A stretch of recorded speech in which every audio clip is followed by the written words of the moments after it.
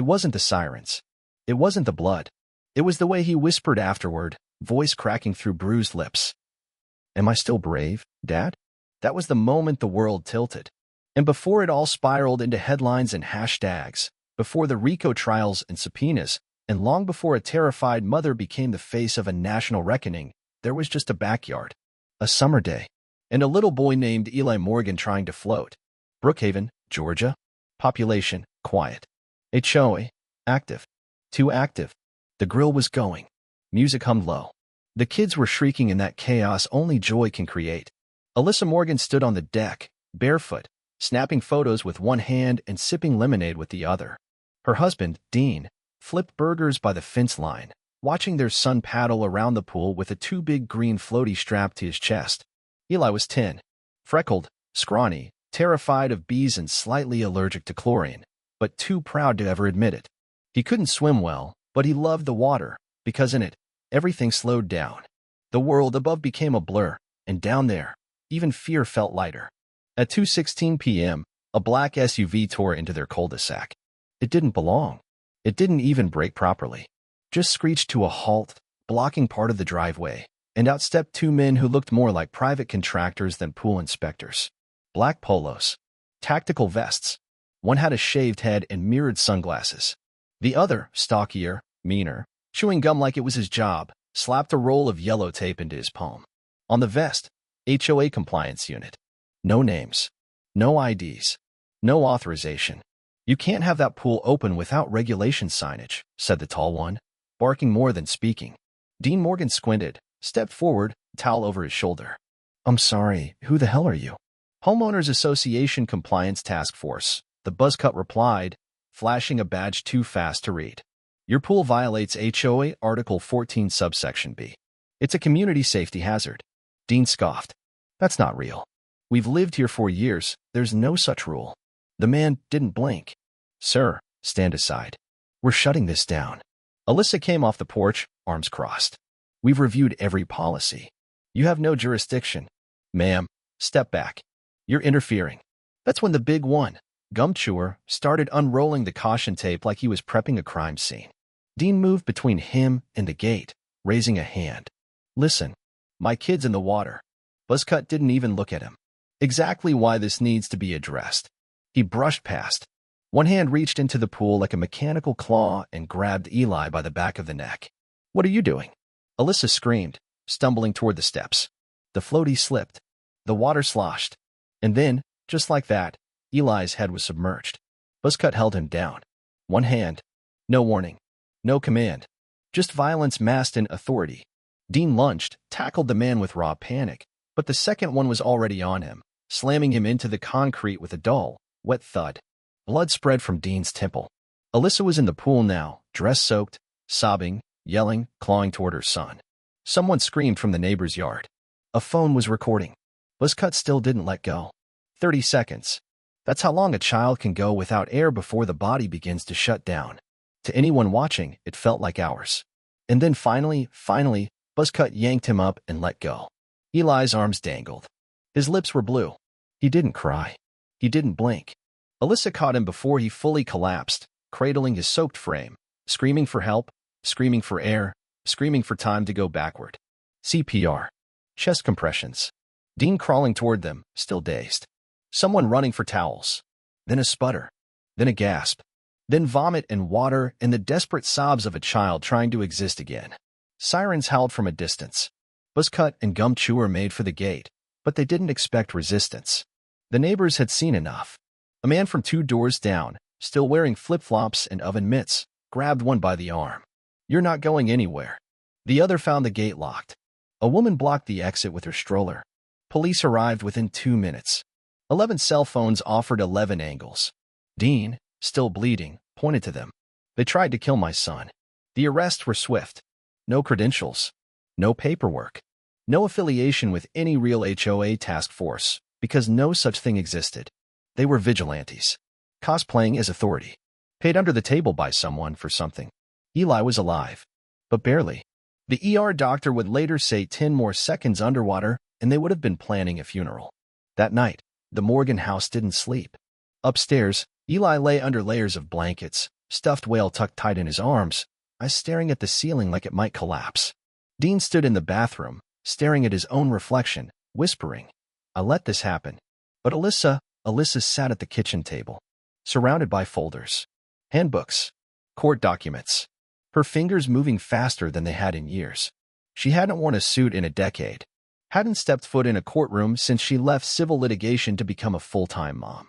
But as the clock blinked past 3 a.m., and she found the contract her HOA had signed 6 months ago with a compliance advisory vendor, something clicked. This wasn't a freak incident. It was funded, organized, sanctioned by people pretending to be your neighbor. She didn't cry. She didn't yell. She sharpened her rage like a blade and waited for dawn. Because this wasn't over. It was just beginning. By dawn, the world had already started moving on. But Alyssa Morgan hadn't. While the neighborhood resumed its rhythms, sprinklers hissing, joggers bobbing down sidewalks, a dog barking at a squirrel as if the world hadn't shattered, Alyssa sat unmoving in her chair, eyes fixed on a spreadsheet open across 2 monitors. Her coffee had gone cold, ignored. Her blouse still smelled of chlorine. Her hair was still damp. At 7:12 a.m., she found the first real lead. It was a vendor registration document, something most HOA members never see, tucked deep in a public oversight archive, connected to an LLC named Civic Resource Solutions. It had no employees, no active services, and a fake address listed as an empty lot in Delaware. But its name matched a single line item in the HOA's annual budget: neighborhood risk compliance, $72,400. Alyssa's jaw locked. Risk compliance. That's what they'd called it. That's what nearly drowned her son. By 9 a.m., she was already at the courthouse. No appointment. No introduction. She marched past clerks and stunned receptionists like she still had the weight of a firm behind her, storming straight into the office of Assistant District Attorney Gregory Rourke. He was mid-bite of a breakfast sandwich, tie crooked, hair frizzed like he'd just fought off static electricity. "Ma'am, you can't, You're going to upgrade those charges," Alyssa said, slamming a folder on his desk. "Excuse me. Attempted murder. Endangering a minor. Assault with intent. Impersonation of law enforcement. I have 11 witness statements, 7 videos, medical records, HOA documentation, and I'm prepared to file civil action against your office for dereliction of duty if you downplay this again." Rourke stared at her, jaw twitching. "Mrs. Morgan." "No, don't Mrs. Morgan me. You're not the one who pulled her unconscious child from a swimming pool." He flipped open the folder. His eyes moved quickly, then slowed. This is real," he muttered. "No, this is organized crime. That badge they flashed? Traced to a batch manufactured 6 miles from here for an unspecified municipal contract, signed by a man who owns 6 other shell companies. And your office needs to act today." She gave him until Friday. He didn't make it that long.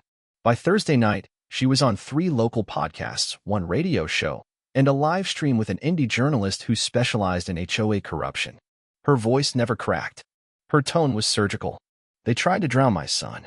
And when I screamed, they said I was interfering with compliance." The clip hit 300,000 views in 24 hours. By Friday morning, the DA's office had upgraded the charges. The men, real names still unreleased to the public, were held without bail. But Alyssa wasn't done. Because the deeper she dug, the more she saw it, a pattern. Buzzcut wasn't a one-off. He had a file. A dishonorable discharge from the Army. An expulsion from private security work after an incident overseas involving a detained civilian. The other, nicknamed Gumchewer by online sleuths, was tied to a similar firm that dissolved after a lawsuit in Texas. These weren't pool inspectors. They were mercenaries with nothing to lose and no oversight. And the man who hired them? That lead dropped at 6:43 a.m. the next day, when federal agents knocked down the door of Gregory Sellers, the HOA board president of Brookhaven. A retired dentist with a suspiciously new Tesla and a taste for intimidation disguised as order. Neighbors filmed the raid. Sellers stood in his robe, protesting about misunderstandings while agents carted out hard drives, checkbooks, and 3 locked briefcases from his office. On each briefcase, stickers that read CRS Civic Resource Solutions. By noon, the story hit the local papers. By evening, it was trending. Fake HOA cops nearly kill child. HOA board under federal investigation. The illusion shattered. HOA emails leaked, with phrases like community intimidation protocol and targeted enforcement strategy. One even mentioned the Morgans by name. Alyssa's voice, calm but shaking with fury, was broadcast on the evening news. They didn't just hire these men. They funded them, directed them, gave them access to our streets, our homes, our children. 3 more families came forward that week. One woman had been threatened for installing a wheelchair ramp for her father. Another had her basketball hoop ripped out while her teenage son was screamed at. But no one had fought back until Alyssa did.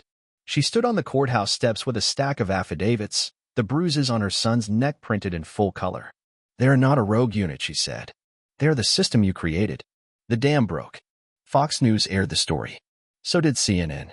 HOA abuse, long whispered about on forums and parent groups, had a face now, a mother with nothing left to lose. And it wasn't just about justice anymore. It was about precedent. Inside the house, Travis Morgan fixed a cabinet hinge and quietly watched his wife change the law one hearing at a time. He didn't speak much anymore. But when Eli asked, "Am I still brave?" he didn't hesitate. "You were braver than me, son." And he meant it. That weekend, as casseroles flooded their porch and petitions started circling to dismantle the Brookhaven HOA entirely, Alyssa got the email she'd been waiting for. Class action approval. The lawsuit could now name not just the HOA, but the enforcement contractors, the LLC that paid them, the badge manufacturers, and any official who looked the other way. She printed 86 subpoenas that night. She wasn't a mother anymore. She was a movement. The courtroom was never meant to hold a revolution. But on the morning the Morgan versus Civic Resource Solutions et al. Case was officially entered into federal record, that's exactly what it became. Alyssa Morgan didn't walk into that chamber as a grieving mother. She entered as lead counsel in a RICO suit, a legal weapon forged for taking down the mob, now aimed directly at a coalition of HOAs, private contractors, and shadowy entities who'd monetized fear behind fences and front lawns. The judge presiding was Miriam Keene, federal, sharp, a former prosecutor with a reputation for turning silence into confession. She didn't smile when Alyssa entered. She didn't have to. The room felt her. At the defense table sat Lois Brenner, former treasurer of the Brookhaven HOA, 72 years old, cardigan pressed, eyes defiant. Her lawyer tried to paint her as an elderly volunteer who'd been duped, a woman more interested in bird baths than bookkeeping. But then Alyssa wheeled in the projector cart. Click. Photo of Lois at a neighborhood wine mixer, standing directly beside Buzzcut, arms folded behind her like a general inspecting troops. Click. Email titled Escalation Proposal, Morgan Residence, from Lois's inbox. Quote, "The husband's a soft touch. The kid's the vulnerability." Click. ER photo of Eli's neck. Timestamped. Labeled. Still read. The courtroom went silent. Judge Keene leaned forward, fingers tinted. "Ms. Morgan, you may proceed." Alyssa didn't raise her voice. "I don't come here today asking for sympathy. I don't bring sentiment. I bring proof. Documentation of a systematic abuse of authority disguised as suburban civility. The defendant didn't simply fail to stop this. She bankrolled it. She sent men to my home. She paid for the badges they wore. And when my child nearly died, she didn't call to ask if he was okay. She signed another invoice." Gasps echoed against the marble. But Alyssa wasn't done. She unveiled the internal guidebook uncovered during discovery. A training manual circulated via encrypted email to compliance contractors statewide. Title: Enforcing the Standard, Psychological Tactics for Non-Compliant Neighborhoods. Page 1. No one questions a man with a badge and confidence. We're both. Page 6. Children and pets make emotional levers. Leverage accordingly. Page 13. If force is used, refer to Community Safety Protocol 3B and defer responsibility to HOA legal coverage. It wasn't just criminal. It was calculated. Lois Brenner's face didn't move, but her lawyer started sweating. By day 3 of trial, 3 more HOA treasurers from neighboring counties had been subpoenaed. Each admitted to approving payments to Civic Resource Solutions, all without contractor vetting, all without public disclosure. The money trail was buried under neighborhood beautification, security reinforcement, and emergency preparedness. But what they prepared for wasn't hurricanes or break-ins. It was dissent. It was homeowners like Dean Morgan who asked too many questions, mothers like Alyssa who didn't shrink when threatened, and children like Eli who dared to play freely on land they owned. Inside the courtroom, a map of Georgia suburbs lit up with red pins, every HOA connected to the scheme. Each pin represented a family who had called Alyssa's new hotline. Outside the courthouse, crowds grew. Veterans who'd been fined for flags. Seniors who'd been told to remove ramp railings. Widows who'd been harassed over flower beds. One woman held a sign. HOA equals harassment of Americans. A reporter whispered into a live stream. This isn't a case. It's a reckoning. And when the verdict came in for Lois Brenner, guilty. 6 counts. Racketeering, fraud, endangerment, conspiracy, impersonation of authority, and misuse of public funds. 12 years. $9 million in civil penalties. The courtroom cheered. Judge Keene didn't gavel them down. But that wasn't the real blow. The real blow was the precedent. The Morgan ruling, as it came to be known, was cited within days in over 20 active lawsuits against HOAs across the country. By the following month, 2 major property management firms dissolved their compliance enforcement arms. The printing company that made the fake badges was raided. A national HOA legal reform bill was drafted, with Alyssa Morgan as lead advisor. But inside her home, victory felt quieter. Dean returned to his tools. He built ramps now. For veterans. For anyone who needed them. He said little. But his silence had changed. It wasn't guilt anymore. It was purpose. Eli stopped fearing sunlight. He still didn't swim, but he danced in the sprinklers sometimes. And when a classmate asked what his mom did, he said, "She beats up the bad guys." With words. But it was the letter that shook Alyssa most. Handwritten. No return address. It came from a prison in South Carolina. "I know you hate him," the woman wrote. "He hurt your son. I understand. But I wanted you to know that after the sentencing, through the glass, my son said one thing. I never expected the mother to fight harder than the law." Alyssa read it twice. Then she placed it gently into the fireplace. Because she was the law now. And she would always fight harder. 6 weeks after the trial, the American suburb was no longer the same. It started quietly, small tremors rippling through HOA boardrooms across the country. Then the tremors became headlines. Morgan verdict spurs federal audit of HOA enforcement programs. Over 120 HOAs suspend private security contracts.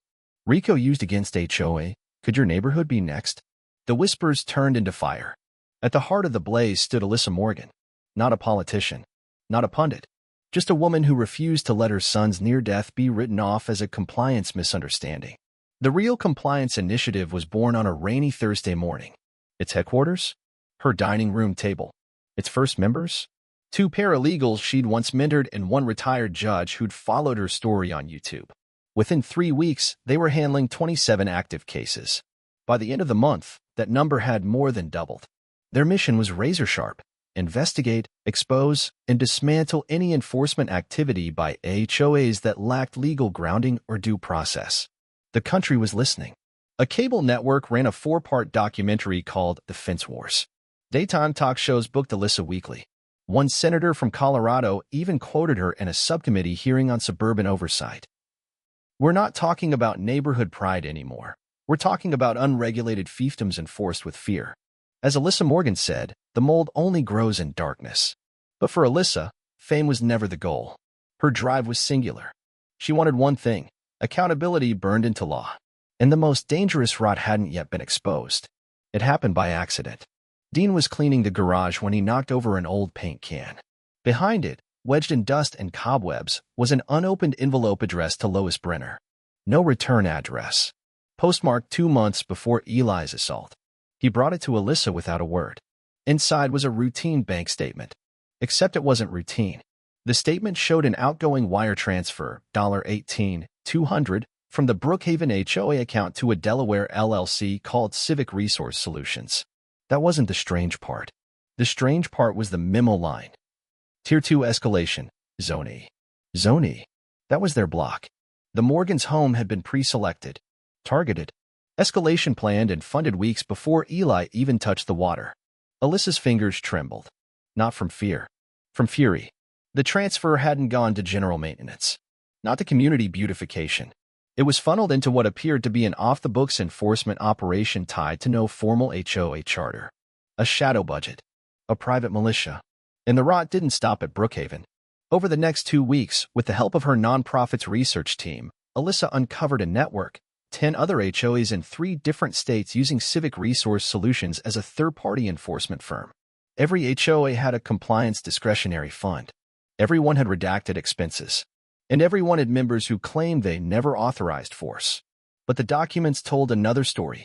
Encrypted emails, private Discord servers, an internal memo from CRS titled Enforcing Order, Discrete Methods for HOA Dominance.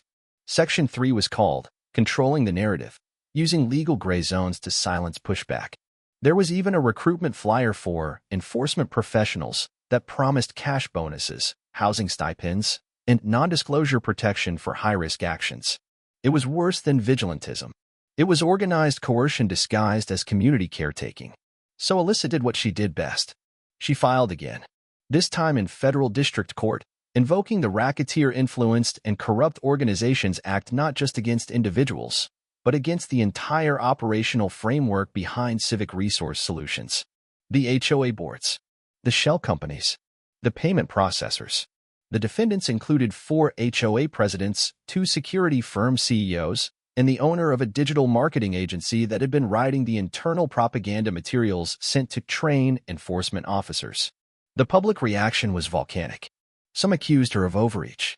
Others called her the Erin Brockovich of the suburbs.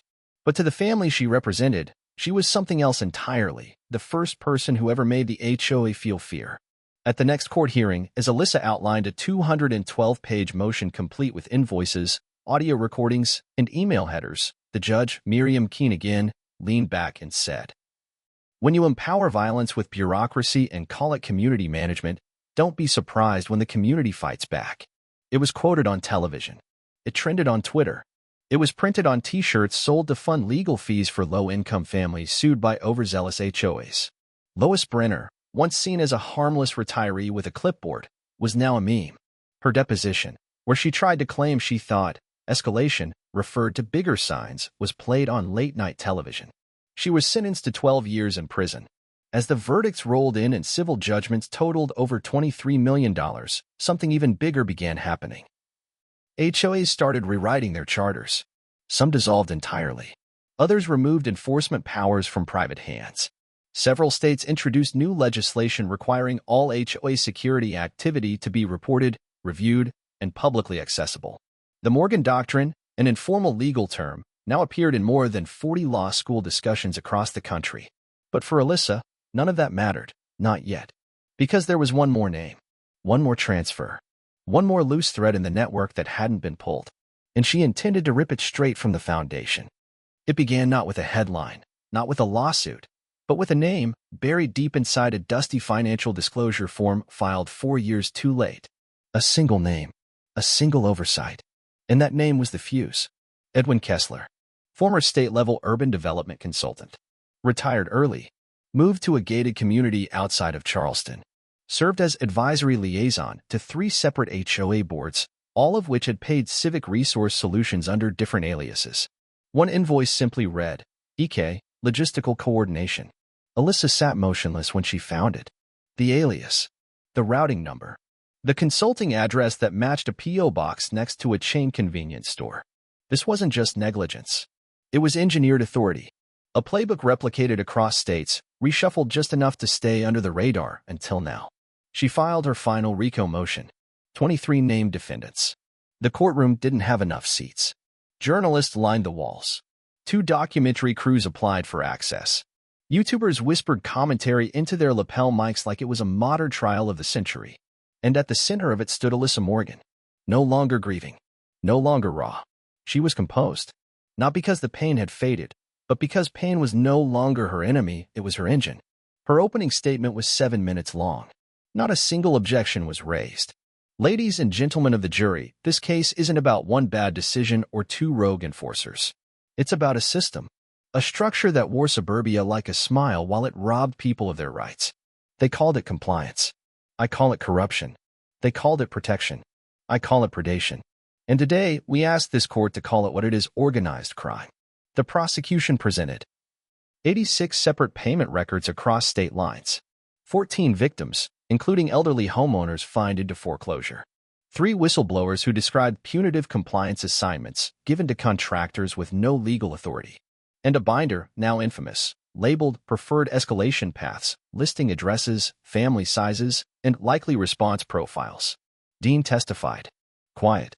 Controlled. A mechanic with grief under his skin and steel in his voice. Eli testified too. 11 years old. Dressed in a suit jacket 2 sizes too big. His voice quavered but did not break. He said, stop squirming, little punk, Eli whispered, recalling the moment his head was forced underwater. And I thought I was going to die. There wasn't a dry eye in the room. Not even among the press. By the end of week 2, 5 defendants had flipped. Plea deals. Confessions. Hidden documents. The defense scrambled. Edwin Kessler, once the invisible hand, was arrested in his beachside villa at 4:30 a.m. by federal marshals. In his safe, 6 burner phones, $200,000 in cashier's checks, and a copy of the Civic Resource Employee Handbook with handwritten edits. He never made it to trial. He took a deal in exchange for naming 3 more high-ranking HOA consultants operating in Nevada, Texas, and Virginia. Alyssa didn't gloat. She drafted the next motion. Because for her, victory wasn't a verdict. It was institutional change. And she wasn't done. By the 3rd month, over 140 HOAs nationwide had paused enforcement activities. 34 had voted to dissolve. 2 property insurance providers announced they would no longer underwrite HOAs with non-transparent compliance practices. And for the first time in U.S. history, a federal subcommittee was formed to investigate HOA abuse. They called it the Brookhaven Inquiry. The final courtroom scene came in mid-December. Judge Keene presided once more. She read out the verdicts like a bell tolling. Conspiracy to defraud homeowners, guilty. Interstate racketeering, guilty. Impersonation of government authority, guilty. Child endangerment, conspiracy aggravated, guilty. When the sentence was announced, an unprecedented collective 186 years across all defendants, millions in damages, and a full asset seizure of Civic Resource Solutions, Alyssa didn't cheer. She turned to Eli. He was smiling. And that was all she needed. Epilogue. The barbecue. Exactly 1 year to the day of the assault, the Morgans hosted a block-wide barbecue. No speeches. No TV crews. No slogans. Just neighbors, food, laughter, and Eli, taller now, stronger, stepping up to a fold-out table with a small poster board. On it, in marker he'd written himself. This is our street. Not theirs. Applause erupted. Someone filmed it. The clip went viral again, but this time, not for horror or fury, but for resilience. For joy. For community reborn from silence. Back inside the house, Dean flipped the switch on a newly built porch light, a small one, donated by the family of a woman in Nevada who'd been following their case. Attached to it was a plaque, in honor of those who fight fake power with real courage. Alyssa stood by the window, watching Eli and Dean toss a football across the lawn. Her phone buzzed. A senator. A producer. A law school requesting a guest lecture. She turned the phone face down and stepped outside instead. The wind was warm. The street was quiet. And for the first time in a long time, she let herself believe. It was over. Until someone else needed her again.